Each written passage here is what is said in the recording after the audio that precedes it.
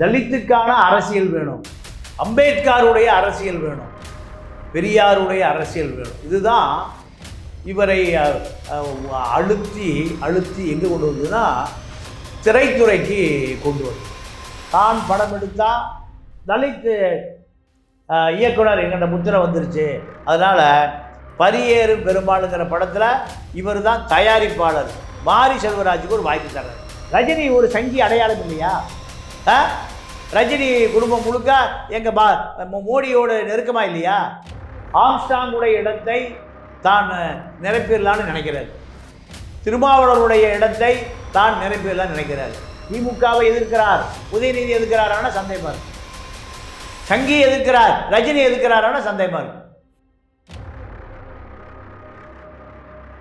Bigil cinema YouTube channel viewers எல்லாருக்குமே வணக்கம். இன்னைக்கு நமக்கு தெரியாத நிறைய விஷயங்களை நம்மளோட பகிர்ந்து கொள்வதற்காக நம்மளோட இருந்திருக்கிறார் மூத்த பத்திரிகையாளர் திரு தமிழா பாண்டியன் அவர்கள். வணக்கம் சார். வணக்கம் சார். இது வரைக்கும் தமிழ் சினிமாவில் நார்த் சென்னை அப்படின்னாலே இப்படிதான் இருக்கும், மக்கள்லாம் ரொம்ப கெட்டவங்க அப்படின்ற மாதிரி காட்டிட்டு மத்தியில நார்த் சென்னையில இருக்கிறவங்களும் ஐடி கம்பெனில வேலை செய்வான்னு காட்டின ஒருத்தர் தான் பா ரஞ்சித் அவர்கள். எப்படி ஒரு தமிழ் இண்டஸ்ட்ரிக்குள்ள வந்தார்? தமிழ் திரையுலக பயணம் எங்க தொடங்குச்சு? இவர் ஒரு ஓவிய கல்லூரி மாணவர். இவருடைய மனைவியும் ஒரு ஓவிய கல்லூரி மாணவி. அங்கே தான் ரெண்டு பேரும் சந்திக்கிறாங்க. இது எப்படி நடந்ததுன்னா, இந்த காதல் ஒரு மோதலில் நடந்தது. திருவள்ளூர் பக்கத்தில் ஒரு சின்ன குக்கிராமம். அந்த கிராமத்தில் சாதிய அடக்குமுறை கடுமையாக இருக்கு. மேல் ஜாதி வீடுகளில் வசதி வாய்ப்பு, நிலம், இப்படி எல்லா விஷயங்களும் இருக்கும்.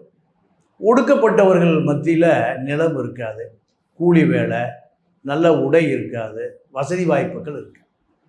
இது ஒரு சின்ன வயசுலேருந்தே இது ஒரு பெரிய அவருக்கு ஒரு மன அழுத்தம். இதனுடைய விளைவு தான் அவர் நீல பண்பாட்டு மையம். தலித்துக்கான அரசியல் வேணும், அம்பேத்கருடைய அரசியல் வேணும், பெரியாருடைய அரசியல் வேணும். இதுதான் இவரை அழுத்தி அழுத்தி எங்கே கொண்டு வந்ததுன்னா திரைத்துறைக்கு கொண்டு வந்தது. ஓவிய கல்லூரி மாணவனாக இருந்த காலத்தில் இவர் சினிமாவுக்கு வரணும்னு விரும்புகிறார்.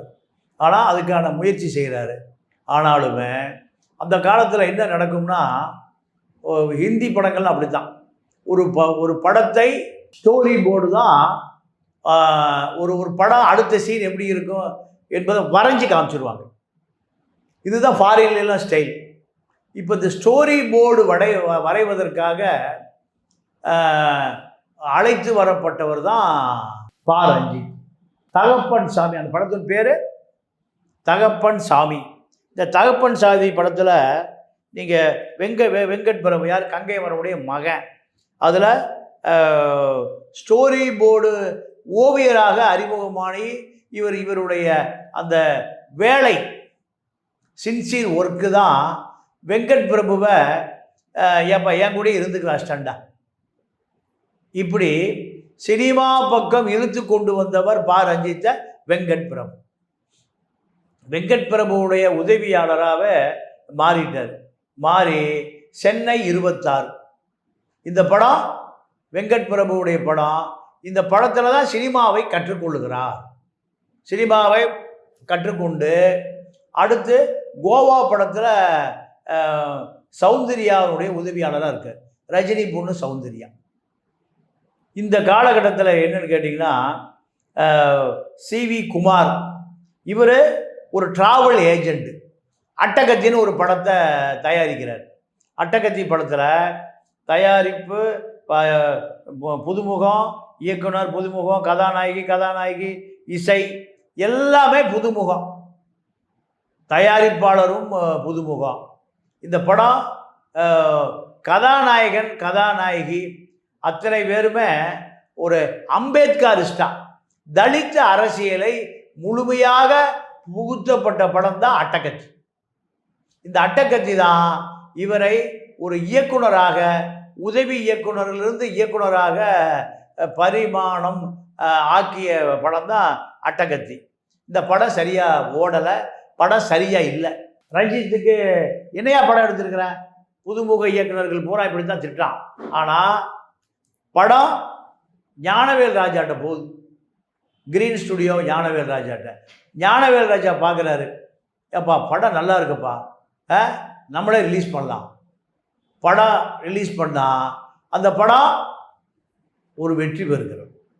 இதுதான் பா ரஞ்சித் என்ற ஒரு இயக்குனர் ஒரு ஒடுக்கப்பட்ட மக்களினுடைய வாழ்க்கையை உலகத்துக்கு படம் பிடித்து சேரிய படம் பிடித்து காமித்த இயக்குனர் இவர் தான். அடுத்த படம் ஞானவேல் ராஜா இவருக்கு அடுத்த படத்தை கொடுக்குறாரு. அந்த படம் என்ன படம்னு கேட்டிங்கன்னா மெட்ராஸ் தான். யாரை? கார்த்தி வச்சு. இந்த படம் தான் வட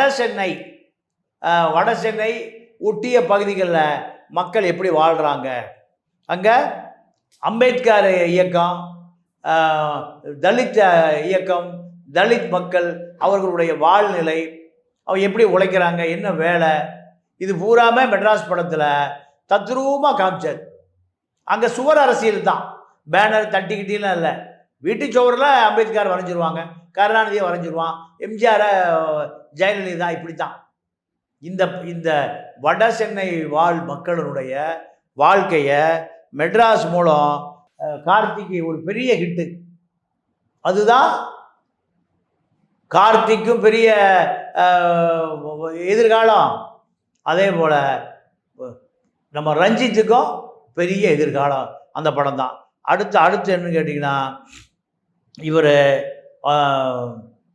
மக்களை, அதாவது வட சென்னை மக்களை அரசியல் ரீதியாக அம்பேத்கர், பெரியாரிஸ்டா, மார்க்சிஸ்டா காண்பித்ததின் மூலம் இவர்கள் திமுக அதிமுக அரசியலிருந்து வெளியேற வேண்டும் என்கின்ற கருத்தை ஆணித்தரமாக சொன்னது அவர் தான்.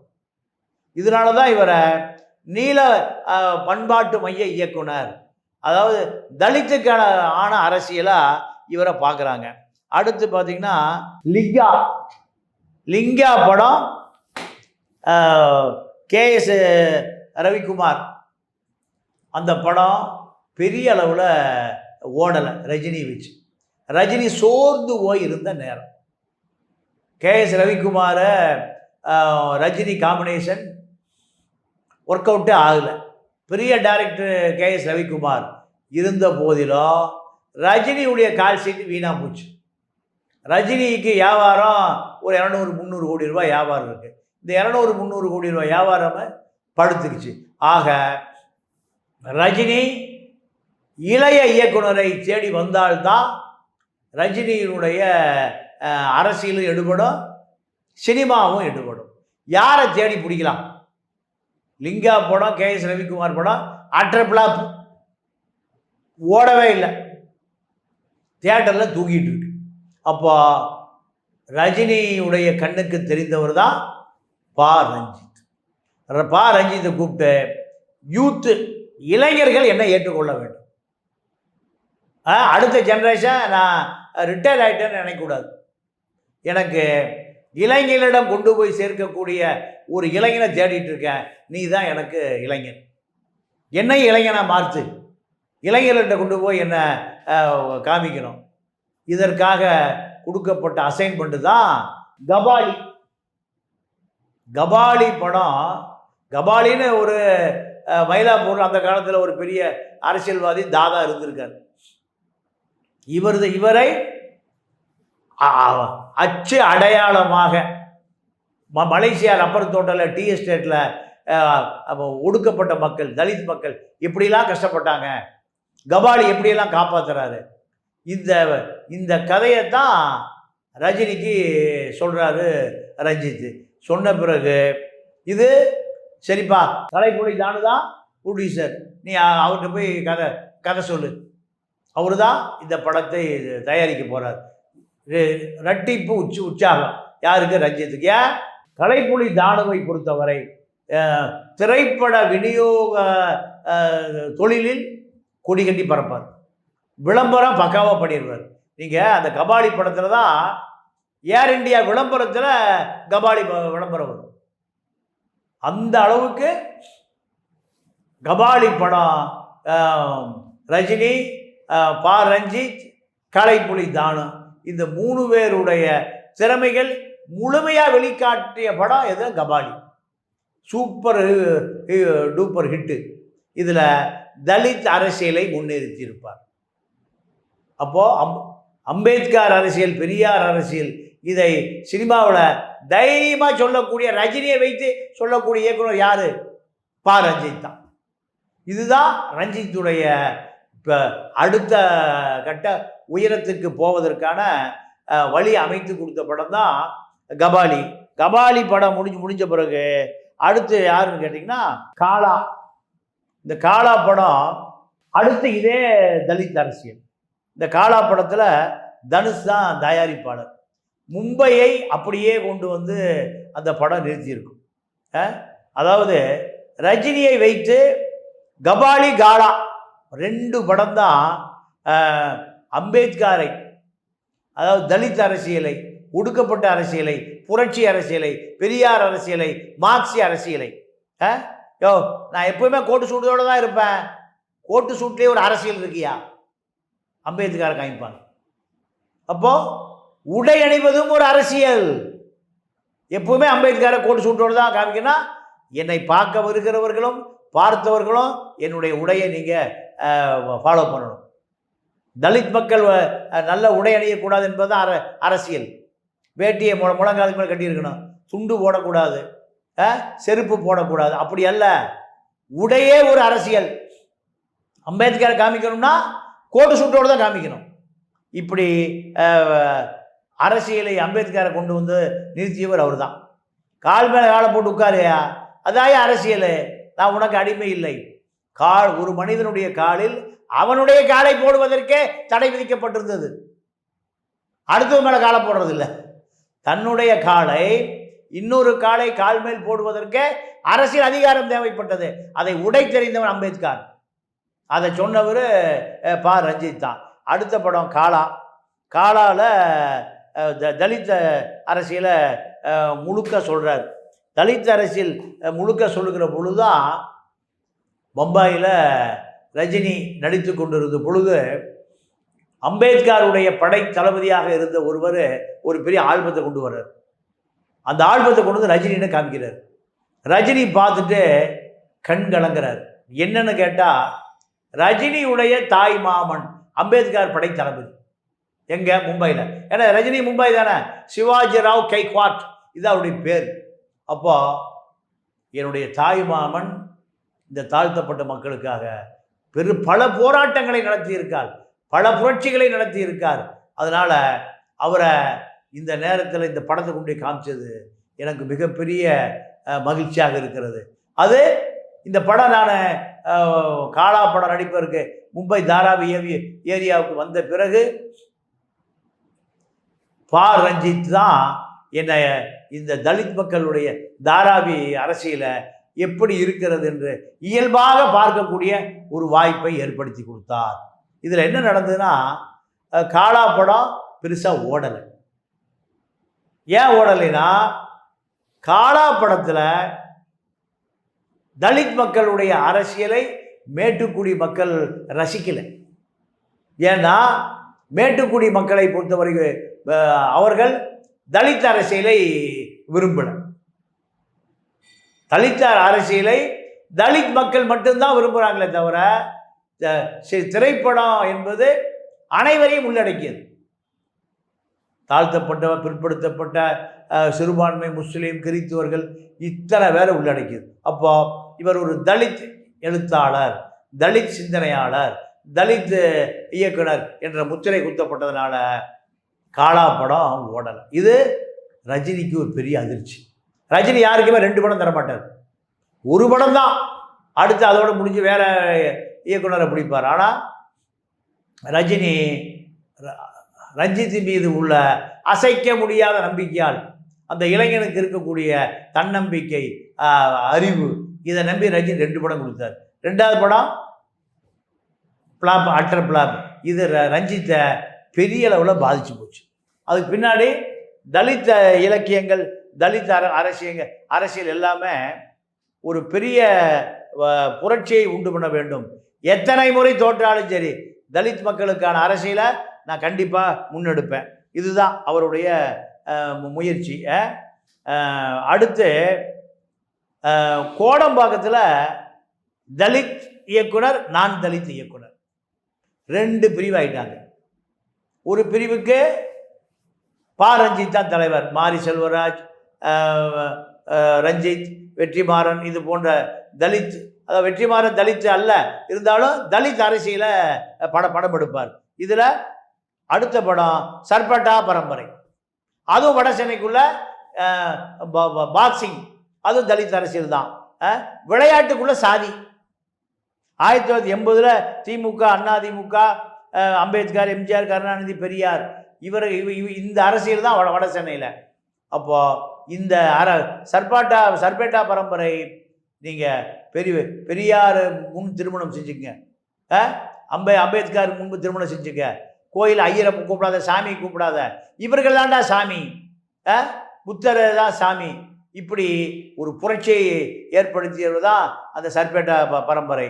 அது பெரிய ஹிட்டு. படத்திலேயே சர்பேட்டா பரம்பரை என்பது இன்று வரை பேசப்படுகிற ஒரு பெரிய திரைப்படமாக மாறி இருக்கு. அடுத்து நட்சத்திரம் நகருகிறது ஒரு படம் எடுக்கிறார். அதில் தலித் அரசியலே தொடர்ச்சியாக வேண்டாம், தலித் அரசியலில் இருந்து நடுத்தர மக்களுடைய அரசியலை மையமாக வச்சு படம் எடுக்கிறாரு. அந்த படம் அதிகமான ஆர்வம் காரணமாக, அதிகமான தன்னம்பிக்கை காரணமாக ஓரினை சேர்க்கையாளர்களெல்லாம் நியாயப்படுத்துறாரு. அந்த படம் பெரிய அட்டர் பிளாப், ஒன்றுமே ஓடலை. அதுக்கு பிறகு தான் படம் எடுத்தா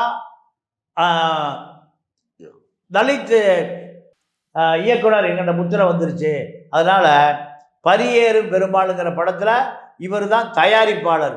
மாரி செல்வராஜுக்கு ஒரு வாய்ப்பு தர்றார். அவர் தான் அந்த படத்தினுடைய இயக்குனர். மாரி செல்வராஜ் பரியேறும் பெருமாள் படத்தை செதுக்கியதில் குருவை மிஞ்சி சிஷியனாயிட்டார். பரியேறும் பெருமாள் மிகப்பெரிய வெற்றியாக ஆனதுக்கு பிறகு குருவை மிஞ்சி சிஷியனா, குருவுக்கு ஆலோசனை சொல்லக்கூடிய நிலைமையில் வந்துட்டார் மாரி செல்வராஜ். மாரி செல்வராஜுக்கு இந்த பேரும் புகழும் வருவதற்கு காரணம் ரஞ்சித் தான், தலித் அரசியல் தான். இவர் வடக்கு தாழ்த்தப்பட்ட மக்களுடைய வரலாறை, பரியேறும் பெருமாள் என்பது தெற்கில் தாழ்த்தப்பட்ட மக்களுடைய வரலாறு. இதனால் ரஞ்சித், மாரி செல்வராஜ் 2 பேருமே ஒரு முழுமையான ஒடுக்கப்பட்ட மக்களினுடைய அடையாளமாக பார்க்கப்பட்ட படம் தான் பரியேறும் பெருமாள். 2ஆம் உலகப் போரின் கடைசி குண்டுன்னு ஒரு படம் எடுக்கிறார். அந்த படம் அட்டர் பிளாப். என்ன காரணம்னா, யதார்த்தத்தை விட்டு விலகி நீங்கள் ரசிகர்களுடைய மனநிலையை சரியாக திரைப்படத்துக்குள்ள கொண்டு போகல. 2ஆம் உலகப் போரின் கடைசி குண்டு. அடுத்து ரைட்டர் ஒரு படம். ரைட்டர் ஒரு படம், அது ரைட்டாக இல்லை. என்ன காரணம் கேட்டிங்கன்னா, யதார்த்த சினிமாவில் இளைஞர்கள் என்ன நினைக்கிறார்கள் என்பதை விட கருத்தை சொல்ல வேண்டுமே தவிர கருத்தை திணிக்கக்கூடாது. கருத்து திணிப்பு தான் 2ஆம் உலகப் போரின் கடைசி குண்டு, utter flop. Writer utter flop. அது சேற்று மான், சேற்று எது இருக்கும், பன்றி இருக்கும். அதனால் நீங்கள் ஒடுக்கப்பட்ட மக்களுடைய உணவை பன்றி, சேற்று மான், சேத்துல இருக்கிற பன்றியை சேற்று மான்னு பேர் வச்சு ஒரு படம் எடுக்கிறாரு. இது உணவு அரசியல். தாழ்த்தப்பட்ட மக்கள் தான் அந்த பசு பன்றியை சாப்பிடுவாங்கிற அந்த இந்து மத சனாதனத்தை உடைத்தெறிய வேண்டும் என்று எடுக்கப்பட்ட படம் தான் அந்த சேற்றுமான். அது பெரிய அளவில் போகலை. அதே போல் நீங்கள் சின்ன வயசில் சாதி வன்மத்தால் கடுமையாக பாதிக்கப்பட்டதனுடைய விளைவு ரஞ்சித்தை பொறுத்தவரை அந்த தடைகளை உடைத்தெறியக்கூடிய ஒவ்வொரு தலித் இளைஞனையும் தன்னோடு சேர்த்து கொள்கிறார். தன்னுடைய அரசியலை சொல்லிக் கொடுக்கிறார். அதற்காக உருவாக்கப்பட்டதான் நீலம் பண்பாட்டு மையம். இதுதான் இப்போ இவருக்கு ஒரு பெரிய தலைவலியாக மாறி இருக்கு. எப்படி தலைவலியாக மாறி இருக்குன்னா, ஆம்ஸ்டாங்குடைய இடத்தை தான் நிரப்பிடலான்னு நினைக்கிறார். திருமாவளவருடைய இடத்தை தான் நிரப்பியெல்லாம் நினைக்கிறார். ஆம்ஸ்ட்ராங்குடைய அரசியல் வேறு, திருமாவளவருடைய அரசியல் வேறு. இரண்டு அரசியலுமே வேறு வேறு வாரியானது. ஆம்ஸ்ட்ராங்கு வட இந்திய அரசியலை வச்சிருந்தார், பகுஜன் சமாஜ் கட்சி. திருமாவளவ மண்ணின் மைந்தனுக்கான அரசியலை வைத்திருந்தார். ரஞ்சித் மண்ணின் மைந்தனுக்கான அரசியலா, அகில இந்திய தலித் அரசியலா, இல்லை பார்ப்பன சனாதன எதிர்ப்பு அரசியலா என்ற ஒரு குழப்ப நிலைப்பு நீடிச்சிட்டு. ஆம்ஸ்ட்ராங்குடைய மரணம் உண்மையாகவே ரஞ்சித்துக்கு ஒரு பெரிய பேரிழப்பு தான். கருத்து ரீதியாக, பொருளாதார ரீதியாக, சிந்தனை ரீதியாக அனைத்து வகையிலும் ஒரு பெரிய இழப்பு தான். இருந்தாலும் அந்த இழப்பிலிருந்து மீண்டு வந்து திருமாவளவனோடு திமுகவோடு முரண்படுவது என்பது ஏற்றுக்கொள்ளக்கூடியதாக இல்லை என்கின்ற விமர்சனம் தான் வருது. அடுத்து பார்த்தீங்கன்னா அனிதா மரணம், அது அந்த துக்க நிகழ்ச்சிக்கு போகிறார். அங்கே அந்த மேடையில் அமீர் ஒரு தமிழ் தேசிய அடையாளம். அவர் நாம் தலித் தலித் என்று பேசாமல் சாதியை விட்டு தமிழராக ஒன்றிணைங்கிறாரு அமீர். ஆனால் மேடையில் ஏறி மைக்கை பிடுங்கி ரஞ்சித்து தமிழர் தமிழர்னு சொல்லி எத்தனை காலையை எங்களை ஏமாற்றுவீங்க? நாங்கள் வெட்டப்பட்டு சாகுறோம், வெட்டப்பட்டு சாவதே தமிழர்கள் தான், தலித்தல் தமிழர்கள் சேர்த்து இல்லையான்னு மேடையிலே மைக்கை பிடுங்கி அவருக்கு எதிர்ப்பு தெரிவிக்கிறார். இதை எப்படி பார்க்குறாங்கன்னா சினிமா ரசிகர்கள், ரஜினியை கடுமையாக விமர்சிப்பவர் அமீர். இவர் பிஜேபி பின்னணி, சங்கி, பார்ப்பன குடும்பம், இப்படி இதை எதிர்ப்பதற்காகத்தான், ரஜினிக்கு ஆதரவாகத்தான் அமீருடைய சிறுபான்மை சமூகத்தைச் சேர்ந்த அமீருடைய மைக்கை பிடுங்கி அதை தடுத்து நிறுத்தினார். அமீரை அந்த மேடையில் அவர் உதாசீனப்படுத்தினார், சிறுமைப்படுத்தினார் அப்படிங்கிற குற்றச்சாட்டு இன்னைக்கு வரைக்கும் இருக்கு. ரஞ்சித்தினுடைய கொள்கை வேறு, அமீருடைய கொள்கை வேறு. அமீருடைய கொள்கையை எதிர்ப்பதற்கு அமீர் பேசி முடிந்த பிறகு அந்த மேடையை பயன்படுத்தியிருக்கலாம், மைக்கை பிடிக்கி சொல்ல வேண்டிய அவசியம் இல்லை. ஆனால் பெருந்தன்மை அமீர் என்ன பண்ணுறாரு, மைக்கு கொடுத்துட்டு ஓரமாக நிற்கிறார். அமீரும் இந்த இந்து சனாதனத்தில் அழுத்தப்பட்டு தான் தமிழராக இருந்து தான் முஸ்லீமாக மாறியிருக்கார், தாழ்த்தப்பட்டவனாக இருந்து தான் முஸ்லீமாக மாறியிருக்கார். அதை ரஞ்சித் புரிந்து கொள்ளவில்லை. முஸ்லீம்லாம் ஏதோ ஆப்கானிஸ்தான்லேருந்து பாகிஸ்தான் வந்தவர்கள் அல்ல, தாழ்த்தப்பட்ட மக்களை இந்து சனாதனம் அழுத்துது.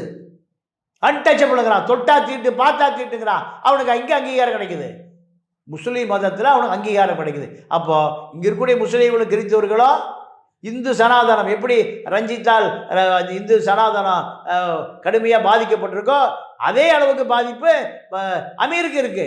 அதை புரிந்து கொள்ளவில்லை என்கின்ற குற்றச்சாட்டு இருக்கு. ரெண்டாவது, இந்த மெட்ராஸ் படம் கோபி நயினாருடைய கதையை திருடிவிட்டார். கருப்பர் நகரம்னு ஒரு படம், அதை பாதியில் நின்று போச்சு. அதை திருடி படத்தை எடுத்துட்டாரு, மெட்ராஸ் படத்தை எடுத்துட்டாருன்னு பெரிய பஞ்சாயத்து. கோபி நயினார் இன்னைக்கு வரைக்கும் சமாதானம் அடையவில்லை. என்னுடைய கதையை திருடிட்டாரியா ரஞ்சித்து. இவரை பொறுத்த வரைக்கும் அமீருக்கு எதிர்மறையான கருத்தை கொண்டவர். என்ன காரணம்னா, ரஜினியை அமீர் எதிர்க்கிறார், அதனால் அமீரை பாவிச்சு ரஞ்சித் எதிர்க்கிறார். ரஜினி ஒரு சங்கி அடையாளம் இல்லையா? ரஜினி குடும்பம் முழுக்க எங்கள் மோடியோட நெருக்கமாக இல்லையா? அது ரஞ்சித்துக்கு தெரியலையா? நீல பண்பாட்டு இயக்க இளைஞர்கள் அதை சொல்லலையா ரஞ்சித்துக்கிட்ட? அம்பானி வீட்டில் குத்தாட்டம் ஆடுறாரு, மோடி ராமர் கோயில் கண்டா முதல் வரிசையில் உட்காந்துக்கிறாரு. இதெல்லாம் ரஞ்சித்து ஏன் ரஜினிக்கு சொல்லலை? நெருக்கமாக தானே இருக்காரு. இந்த குற்றச்சாட்டு இருக்கிற ரஞ்சித் மேலே. ரஜினி தமிழ் திரைப்பட உலகத்தில் ஒரு பெரிய சகாப்தம். வேங்கை வேலை கூட்டிகிட்டு போனாரா? கள்ளக்குறிச்சி கூட்டிகிட்டு போனாரா ரஞ்சித்து? இல்லை திரௌபதி அம்மன் கோயிலுக்கு கூட்டிகிட்டு போனாரா? எங்கே கூட்டிகிட்டு போனார் ரஜினியை? ரஜினி கூப்பிட்டா வரமாட்டாரா? இல்லை ரஜினி எதிர்க்க தயாரா? இப்படியெல்லாம் கேள்வி இருக்கு. ஆனால் இப்போ இவர் மார்கழி இசை, இது மயிலாப்பூரில் நடக்கும். அதற்கு எதிராக பறை இசை விழா நடத்துகிறார் ரஞ்சித், பாராட்டுவோம். ஆனால் உதயநிதிக்கு மிக நெருக்கமாக இவர் திரைப்பட உலகத்தில் நடந்து கொள்கிறார். உதயநிதியை எதிர்ப்பதில்லை, உதயநிதியை ஆதரிக்கிறார் திரைப்படத்துறையில். உதயநிதியிடம் வாய்ப்புக்காக இயங்குகிறார். இப்படியெல்லாம் இவர் மீது குற்றச்சாட்டு இருக்கு. இப்போ ஆம்ஸ்ட்ராங் மரணத்தில் திருமாவோடு முரண்படுவது, தலித் அரசியலை தன் பக்கம் இழுக்க நினைப்பது, அத்தனையுமே திருமாவுக்கு ஒரு வகையில் எதிராக போய்விடும். அரசியலுக்கான முகவரி திருமாவளவன் தான், திரைப்படத்துக்கான முகவரி ரஞ்சித். ரஞ்சித் திரைப்படத்தோடு நின்று கொள்வது சரி, திரைப்படம் ரஞ்சித்துக்கானது, அரசியல் திருமாவுக்கானது. திருமா திரைப்படத்தில் எந்த கருத்தையும் சொல்லிவிட முடியாது. களப்போராளியான திருமா களத்தில் நின்று கொண்டு பதில் சொல்லி கொண்டு இருக்கிறார். ஆக ரஞ்சித் திருமா என்கின்ற இரண்டு பிம்பங்களும் ஒட்டுமொத்தமாக இந்த சமூகத்துக்கான பிம்பங்கள். ஆனால் ரஞ்சித் சில சமயம் பாதை மாறுகிறாரோ, மேட்டுக்குடி சமூகத்துக்கு ஆதரவாக நிற்கிறாரோ என்கின்ற சந்தேகம்.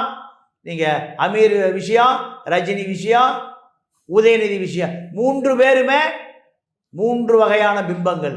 இந்த மூன்று பிம்பங்களையும் ஒட்டி இருப்பதா அல்லது வெட்டி எதிர்ப்பதா என்பதை ரஞ்சித் முடிவு செய்யவில்லை என்றால் எதிர்காலத்தில் நீங்கள் இந்த தலித் அரசியலால் நீங்கள் பல பேர் ஏமாற்றப்பட்டிருக்கிறார்கள். அப்படி ஏமாற்றப்பட்டவர்களுடைய பட்டியலில் ரஞ்சித்தும் இணைந்து கொள்ளாமல் பாதுகாத்து கொள்ள வேண்டியது யாருடைய பொறுப்புனா ரஞ்சித்துடைய பொறுப்பு. இப்போ நீல பண்பாட்டு மையம் அம்பேத்கர் கொள்கைகளை சொல்லுகிறது, பெரியார் கொள்கைகளை சொல்லுகிறது, மார்க்சிய கொள்கைகளை சொல்லுகிறது. ஆனால் அதே நேரத்தில் தலித் அரசியலையும் சொல்லுகிறது. ஒரு இயக்குனர் ஆணித்தனமாக தலித் அரசியலை சொல்லக்கூடிய இந்த வளர்ச்சி என்பது உண்மையாகவே தமிழ்நாட்டில் ஒரு அரசியல் ரீதியாக தேவையானது. ஆனால் இவர் சில உதயநிதி, ரஜினி இப்படி இரண்டு ஜாம்பவான்களிடமும் இவர் என்ன பண்ணணும், எதிர்த்து அரசியல் பண்ணக்கூடிய ஒரு நிலையை எடுக்க வேண்டும். திமுகவை எதிர்க்கிறார், உதயநிதி எதிர்க்கிறாரான சந்தேகமா இருக்கு. சங்கி எதிர்க்கிறார், ரஜினி எதிர்க்கிறாரான சந்தேகமா இருக்கு. இது ரெண்டும் தான் இவர் மீது உள்ள இன்றைய நெருடல். இன்னைக்கு எங்களுக்கு தெரியாத நிறைய விஷயங்கள் எங்களோட பகிர்ந்ததுக்கு ரொம்ப நன்றி சார். நன்றி, வணக்கம். இந்த வீடியோ உங்களுக்கு பிடிச்சிருந்தா லைக், கமெண்ட், ஷேர் பண்ணிக்கோங்க. இதே போன்ற வீடியோக்களை தொடர்ந்து பாருங்க. பிகின் சினிமா யூடியூப் சேனலை சப்ஸ்கிரைப் பண்ணிக்கோங்க.